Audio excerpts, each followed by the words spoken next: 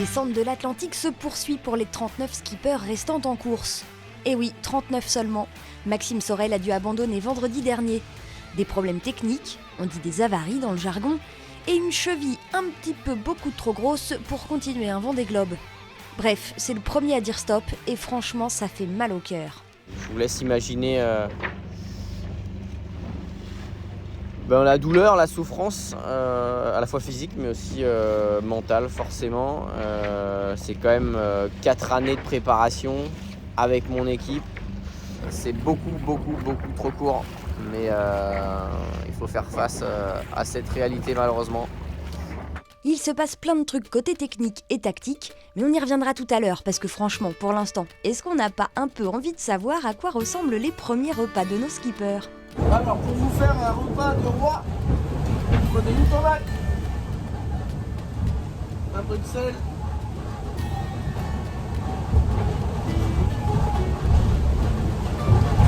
c'est l'aventure. Premier plat chaud. Moi c'est saucisse aligot. Voilà. C'est trop bien. Dans la famille, on est assez fan de pamplemousse. Et regardez-moi ce panier à fruits que m'a préparé Léna.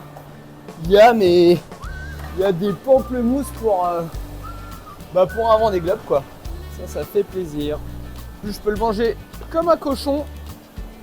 Je suis tout seul. Paul Meillat se lance même dans une petite recette de poisson. De l'huile d'olive, du citron, du poivre, un couteau et 2 magnifiques poissons volants. Alors voilà un beau mini filet de poisson volant. Magnifique. Donc une fois qu'on a prélevé les filets, il n'y en a pas beaucoup mais bon, ça a l'air quand même bon. On va mettre citron, poivre et huile d'olive. Voilà, il n'y a plus qu'à attendre quelques minutes. Voilà, ça a cuit dans le citron, ça a l'air trop bon. Ah ouais, meilleur que le truc en boîte. Parfois en mer, c'est vraiment difficile. Et parfois, on peut pas dire qu'on soit malheureux. Petit avocat. En terrasse. Attends, je remets le col quand même. Faut rester un petit peu classe. Ouais. Surtout quand vous allez voir ça. Une espèce d'envie d'un coup, d'un seul, de goûter. De la copa préparée par mes potes Bernard Cuisinier de France. Et puis la gage vendéenne. Et en fait, ça fait un petit coup sucré-salé quoi. Enfin, j'avais envie de ça, voilà, c'est rigolo. Allez, on se refait un petit point course. Vous voyez la carte là ? C'est un bazar. En gros, quasiment tous les bateaux ont pris la même option, à l'ouest, emmené par Sam Goodchild, qui a pris la tête de la course et qui pourtant ne se refuse pas un petit moment de détente. Je vais à l'intérieur, j'ai un petit secret que je vais vous montrer. Je regarde le match de rugby avec la reine. Et puis il y a 2 concurrents qui ont choisi de partir de l'autre côté, à l'est. C'est Conrad Coleman, le néo-zélandais, et Jean Le Cam, le vieux loup de mer, espère que son option sera payante. Bah écoute, on verra à la fin de la foire, hein, comme on sait. C'est vrai que la situation devant n'est pas simple. Bon, écoute, on verra bien qu'est-ce qui va se passer. C'est sûr que là, je me suis rapproché peut-être un peu trop des Canaries, mais là je suis passé. Qui ne tente rien n'a rien. Voilà, c'est toujours intéressant si tu veux d'avoir, d'avoir des options différentes. Comme je dis toujours, dans la vie, il faut oser et croire en soi. Ouais, vas-y Jean, nous aussi on y croit. Bon, et dans le gros du paquet qui a fait le même choix de route, il y en a quand même qui vont un peu plus vite que d'autres. Les bateaux à l'avant qui étaient en tête ont été ralentis par une zone de vent faible. Ils sont dans la pétole, ça veut dire qu'il n'y a plus de vent. Et les marins, ça n'aime pas du tout être dans la pétole. Ça a été une longue nuit, et pas une bonne nuit si vous êtes un kiwi. Parce que les All Blacks ont perdu en France. Alors voilà à quoi ma nuit a ressemblé. J'ai 1,9 nœuds de vent et ça tourne dans tous les sens. Je savais que je serais ralenti, mais là, c'est douloureux. C'est vraiment douloureux. Salut, c'est tout ce qu'on déteste dans la pétole. Donc là-bas, le bateau que vous voyez, c'est Arnaud, l'ami Caline. Voilà, qui est juste à la barrière de nuages que nous, on n'a pas. Voilà. Et donc lui, il avance à 12 nœuds, puisque je laisse sur l'AIS du bateau. Et nous, on est à 3 nœuds. Voilà.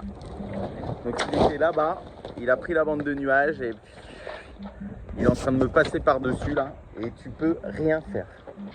C'est horrible la pétole pour ça. Horrible. Alors pendant ce temps-là, les bateaux de l'arrière en ont profité pour revenir légèrement. Ça fait un peu comme un élastique comptant, ça creuse devant, puis ça revient derrière. On a fait 24 heures au top, on a pu revenir pas mal dans le match et on a fait un beau score sur les dernières 24 heures, donc ça je suis content et ça nous permet de revenir vraiment dans la bagarre. Il y en a un petit peu partout sur le terrain de jeu, mais voilà, après ça fera partie des stratégies ou voilà, de la position sur laquelle on a la chance d'être placé. Je suis assez content de là où on est et voilà, maintenant à nous de jouer, essayer de faire cravacher encore coup de pouce pour revenir encore un peu plus dans le match et rattraper quelques copains. En tout cas, ce qui est sûr et bien sûr, c'est qu'on est sûr de rien. Bien malin celui qui peut dire aujourd'hui qui va le gagner ce Vendée Globe. Il peut se passer encore tellement de choses. Mais à bord, la vie s'organise. Violette se fait belle, Alan roura aussi. Les jours passent et nos marins sont heureux comme des poissons dans l'eau. Bonne journée à tous. Ou plutôt comme des skippers sur l'eau. Je me sens bien sur mon petit bateau. Le bateau va vite sans que je me sente en danger. Il fait pas froid. Je suis à l'aise, je suis pas fatiguée. Il n'y a rien qui est cassé aussi. Ça, c'est une grande chance. Donc voilà, c'est trop cool. Et je vous tiens au courant dans la prochaine vidéo. Ciao! Ah, Violette! Putain, mais elle va trop vite! Attends-moi! Regarde ce que j'ai pour toi en plus!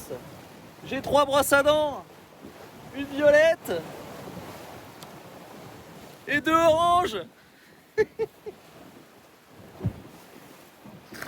Elle est nulle! Elle est nulle! Violette orange! Au rapport. Bon, inspection générale. Nickel. Maintenant, toilette générale. 2 étoiles, mon général. J'irai faire la toilette pour vous. Il vous faut le seau pour l'eau de mer. De l'eau du dessal pour se rincer après. Bien sûr, du savon. Et on n'oublie pas les dents. Une petite serviette pour se sécher. Et on sera tout propre.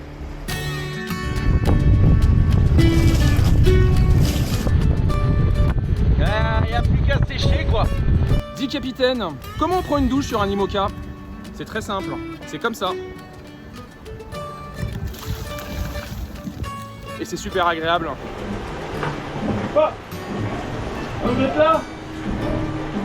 Vous aurez pu frapper, c'est toilettes, salle de bain, ici, salle à manger, terrasse quoi. Vous pouvez prévenir avant d'entrer s'il vous plaît.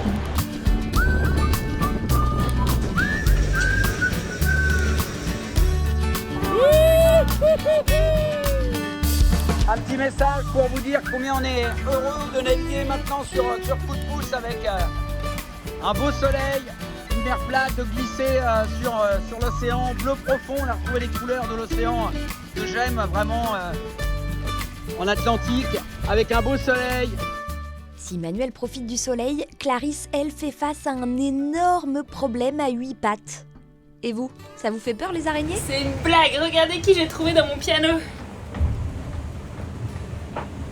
Maitika, la pauvre, elle est en train d'agoniser, je sais pas quoi faire, moi je suis incapable de toucher une araignée. Je préfère faire le Vendée Globe que de gérer une araignée alors. Gérer une araignée sur le Vendée Globe. Oh, pauvre petite bête. Elle s'est trompée d'endroit, mais moi je sais pas du tout quoi faire avec les araignées. Bon, moi je vais la laisser dans mon piano. Et Clarisse n'est pas la seule à avoir de petits invités surprises. Opération sauvetage, une gravité absolue, j'arrête tous les programmes. Vite, vite, vite. Allez, on va te sauver mon gars. Allez. On va te sauver. Voilà. C'est bon, on l'a sauvé. Bon, maintenant j'ai les mains qui puent le poisson. Mais sauvetage réussi, bravo. Mission accomplie. Toi, tu devais être dans le filet que j'ai trouvé dans l'hydrogénérateur. Ah oui, c'est la maison là. Oh bah vous êtes plusieurs. Ah ouais. Bah ouais, mais les gars, moi je peux pas foutre ce truc à l'eau. Hein. Toi, tu vas y retourner. Et ton pote aussi. Ah toi par contre, t'as eu moins de chance là. Ouais, désolé. Toi au moins Romain, t'as eu la chance de le trouver ce poisson. Parce que Nicolas Luneven, lui, il a bien un poisson quelque part sur le bateau. Et un poisson pas frais, ben... J'ai un petit problème olfactif dans le cockpit. Il y a un poisson volant en atterrissant sur le pont qui a dû finir dans le trou de passage des drisses et qui doit être en train de se décomposer ou un truc comme ça, et l'odeur remonte par les goulottes des drisses dans le cockpit. C'est une infection, mais malheureusement j'y ai pas accès. C'est de pire en pire. Au début je croyais que c'était moi, mais non, ça c'est pas mon odeur. Nous suivrons évidemment attentivement l'avancée de la décomposition du poisson de Nicolas. Mais celui qui a un problème beaucoup plus grave, c'est Louis Burton. Il a entendu 2 gros cracks et là son beau bureau valé. Vas-y là, pourquoi ça fait ça? C'est pas possible. Ça allait bien, la speed, tout, là, par rapport au bateau neuf, tout, machin. C'est pas possible. Il y a eu un crack et 5 minutes après, il y a eu 2 autres cracks et... Mais le marin nous démontre encore que rien n'arrête un skipper sur le Vendée Globe. Il a fait son MacGyver et tout réparé. Ah oui, si vous connaissez pas MacGyver, bah demandez à vos parents. Bref, le voilà reparti en espérant que tout ça tienne le coup. Et en attendant, tous continuent leur route autour du monde et profitent de chaque instant. Dans quelques heures, les premiers arriveront dans le redoutable Poteau Noir. Une zone climatique où la météo peut s'avérer très capricieuse et imprévisible. Mais nous verrons tout cela la semaine prochaine dans l'hebdo du Petit Vendée Globe. Allez, salut les matelots! Ça doit être